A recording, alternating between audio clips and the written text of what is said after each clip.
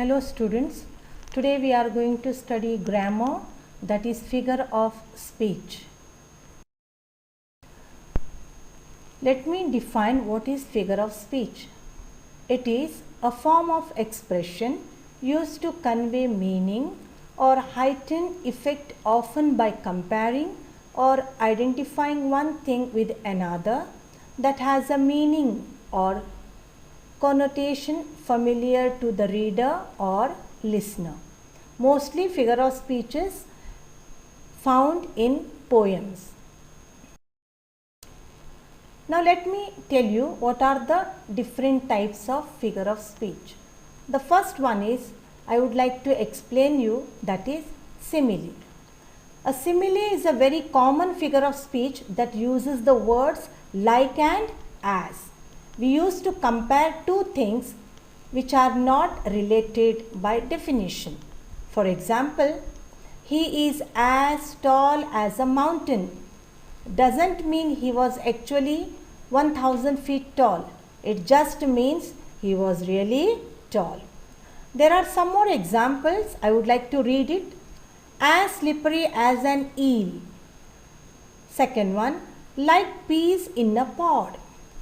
Third, as blind as bat. Eats like a pig.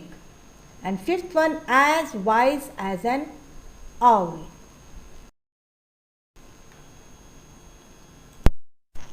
Second figure of speech is metaphor. Here it makes a comparison between two unlike things or ideas. For example, time is compared to money. The world is a stage. World is compared to a stage. Next is personification. It's a kind of a metaphor.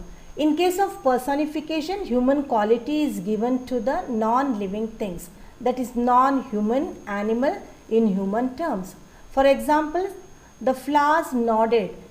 We are sure that flower doesn't nod, but it has given the human quality, that is nodded. And there are many more examples, just as the thunder grumbled, the fog crept in.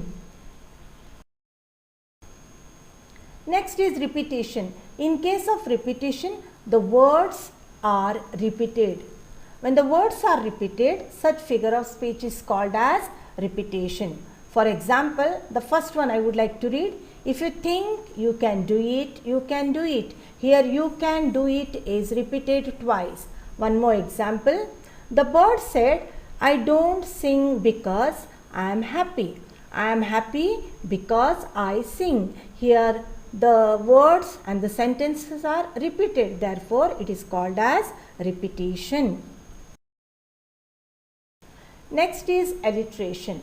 In case of alliteration, the sound is repeated. For example, Sally sells seashells by the seashore. Here the sound of S is repeated. In the same way, Ali likes all alliterations. Here again the sound of the A is repeated. One more example I would like to quote. The furrow followed free. Here the sound of F is repeated. Next is antithesis. Antithesis means opposite words. In the sentence, when you find the opposite words, it is called as antithesis. For example, we can take man proposes, God disposes. Here the two words proposes and disposes are opposite word. One more example. Speech is silver, but silence is gold. Here you can take speech and silence. These are the two opposite words. Then comes the onomatopoeia. It is the term for a word that sounds like what it is describing. Here the sound is represented or sound is said, that is called as onomatopoeia.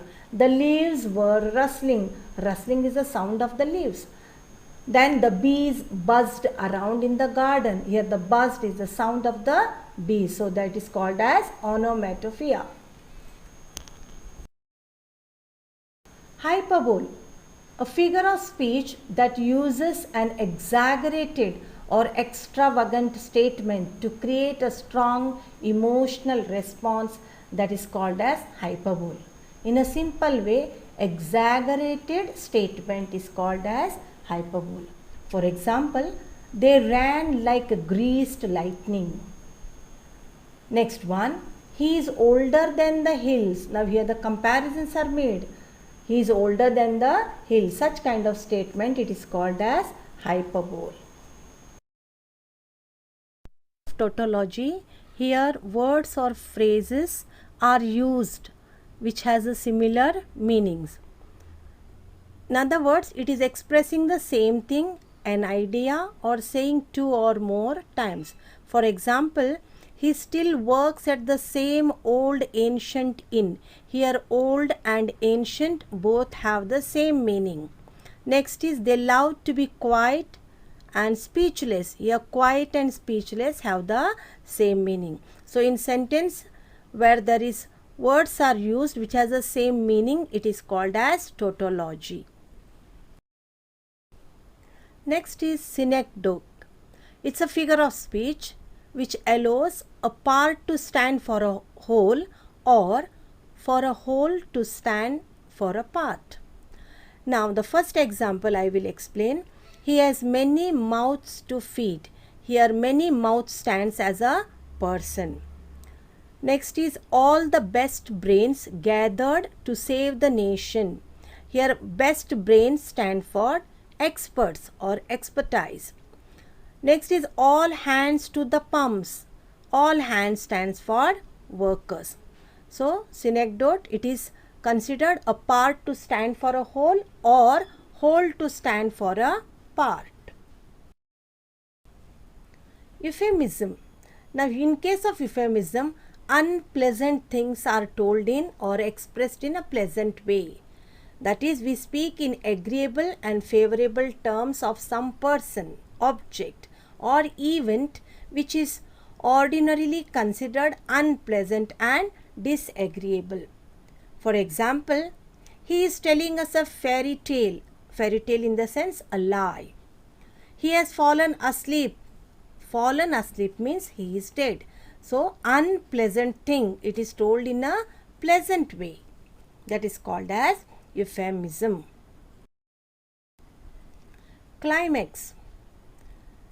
In a simple way, I can say that words are arranged in ascending order. Let me read the definition.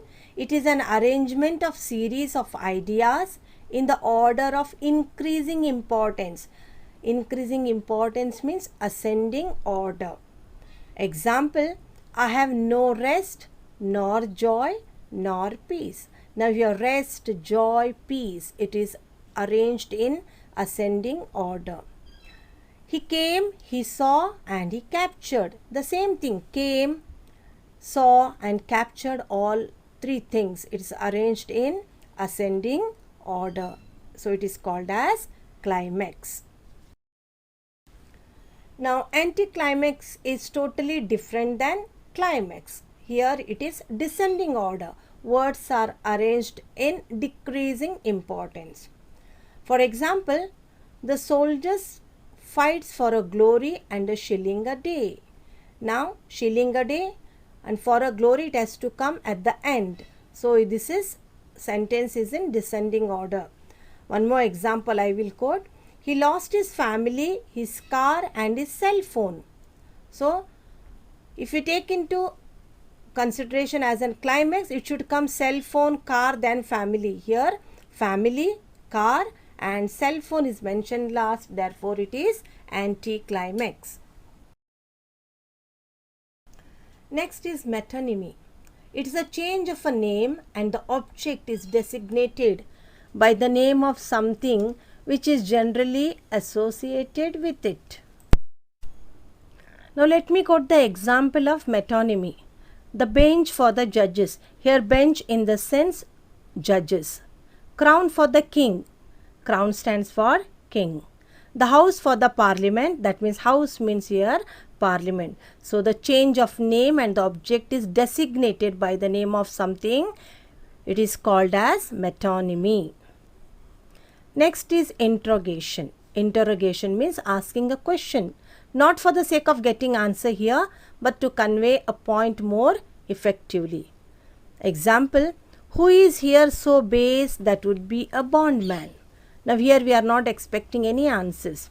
Who is here so rude? That would not be a Roman. Am I my brother's keeper?